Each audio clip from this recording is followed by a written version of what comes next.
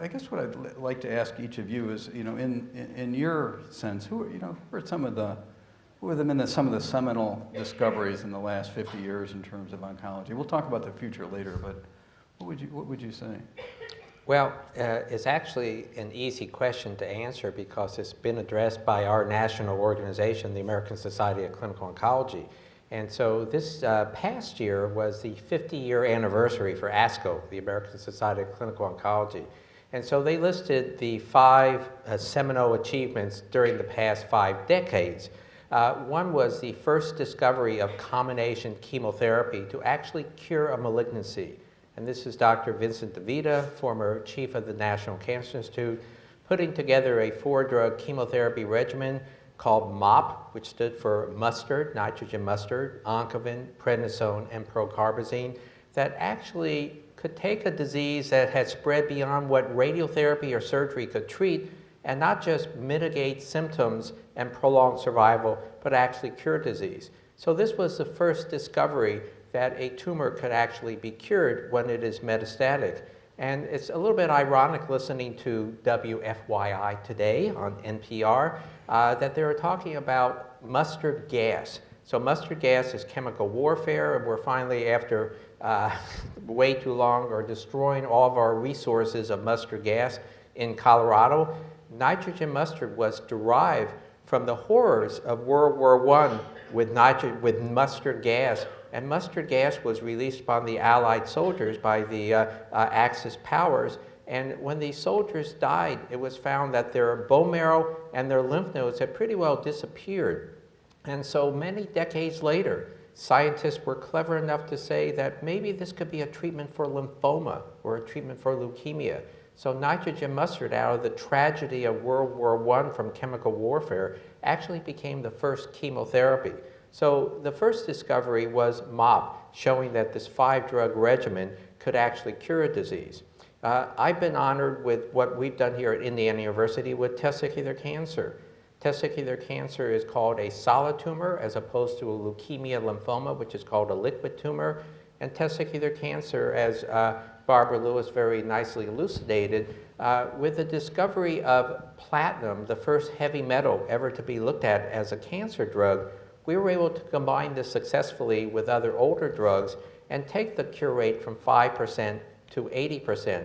So we've been very gratified here at Indiana University to be one of the 5 named seminal achievements in the past 50 years. A third achievement is going away from radiotherapy and surgery, combination chemotherapy, and new drugs like platinum, and looking at molecular targeted non-chemotherapy drugs. And probably the poster child for this is Gleevec, imatinib is its generic name. And with the great work and seminal discoveries, this drug has really transformed 2 different diseases, chronic myelogenous leukemia and a tumor called GIST tumor, gastrointestinal stromal tumors. So this was a proof of principle that you can find a molecular abnormality that is different from normal cells and develop drugs that will block that molecular abnormality and actually regress a tumor, in this case leukemia, chronic leukemia, and GIST tumors. So this was a third discovery.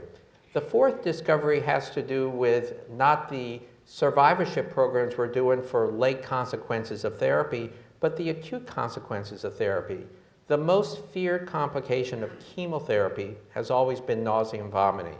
And to give you an idea of how bad things used to be, when MOP was first given for Hodgkin's disease, when we first used platinum in testicular cancer, the average patient would have vomiting 12 times during the first day of chemotherapy. For platinum, that was followed by day 2, 3, 4, and 5, the same thing another 5 days, 3, 6, and 9 weeks later.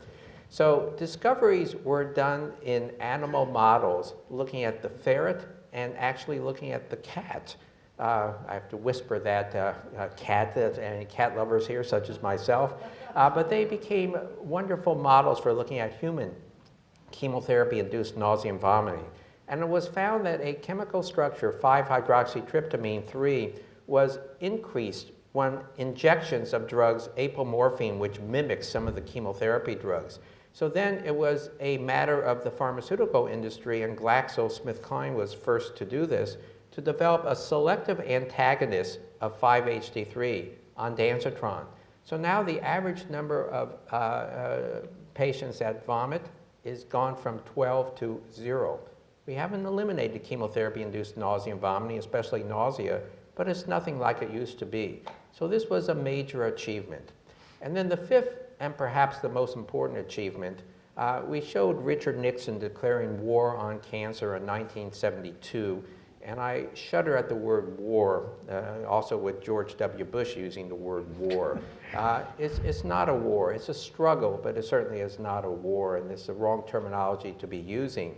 But if you look at it as a war, you have to identify the enemy, find out where they are, how to destroy them, but better to use diplomacy and to prevent a war. So this is cancer. Cancer is the enemy. We like to use chemotherapy, molecular targeted agents to try to destroy it, but better yet to prevent it. Human papillomavirus, HPV, is a cause of several treatable cancers that can be prevented, just as no smoking can prevent so many cancers. And the discovery that a vaccine can prevent cervical cancer, the most prevalent cancer in Central America. Don't cry for me, Argentina, Evita. That's what Evita Peron died of, probably the most famous patient with cervical cancer. Can you sing a few more? Don't cry for me, Dr. Loehrer. Okay. So this is perhaps the most important discovery, not just how to treat a far advanced metastatic cancer, but how can we prevent a cancer? And the discovery of this vaccine and the successful administration, not just for young girls, but young boys as well. And I think we'll be looking at similar type of things where we can look at preventing cancer as opposed to just treating cancer. So this is what I would look at, and I would agree with the ASCO statement of these being the 5 achievements in the next 50 years. I think in the following 50 years, we'll probably look at that as minor achievements compared to what's coming in the future.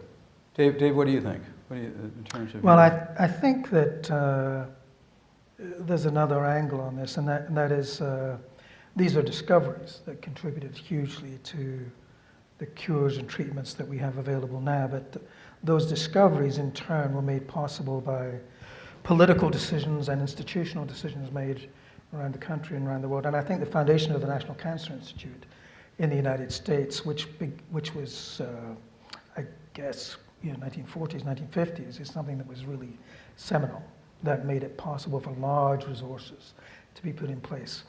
Oncology was a specialty before, but it was made a super specialty by the founding of the National Cancer Institute. So I think that was a really, really important thing, and multiple things grew from that, not least, many years later, I think, the Human Genome Project, which required huge resources at the time. It cost more than $3 billion to sequence the first human genome. It wasn't a cancer genome, but I mean, a genome of a human being. And that would have taken huge individual, small political decisions, but it was made much easier by the fact that the cancer community was already organized and the cancer research community was already organized, and they were able to take forward technologies that had largely been developed for cancer and apply them right the way across the board to the entire human genome.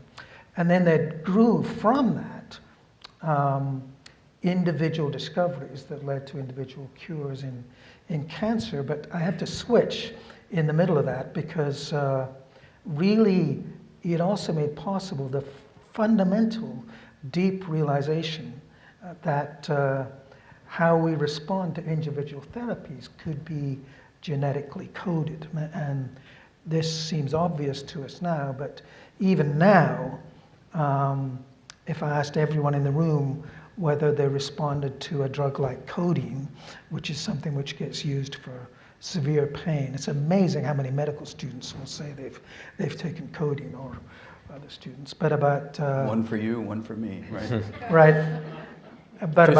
Just joking. Yeah. But about 7 or 10%, not just of medical students, but of all people, experience no response to codeine at all.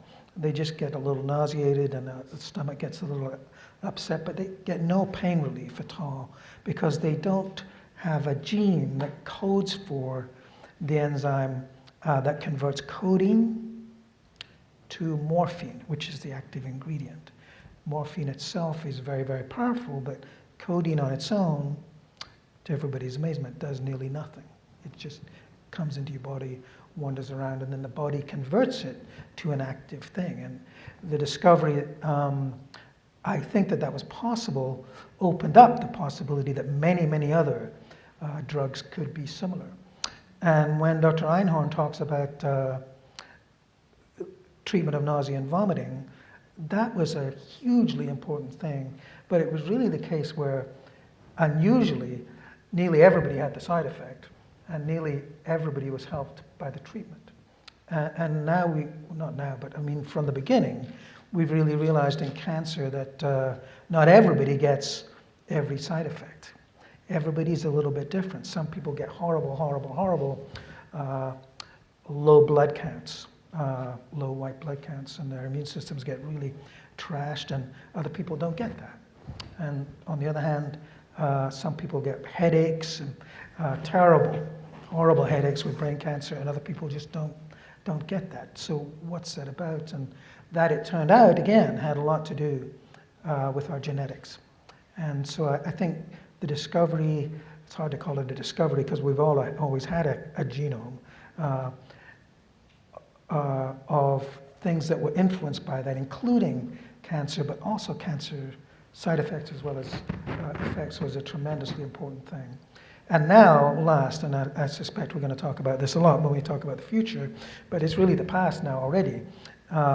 We have a number of drugs that are based on genetic changes, as Larry described, understanding the molecular structure and then targeting an individual drug to an individual person's tumor, not an individual population's tumor, but something directly targeted to an individual person. So that is really revolutionary.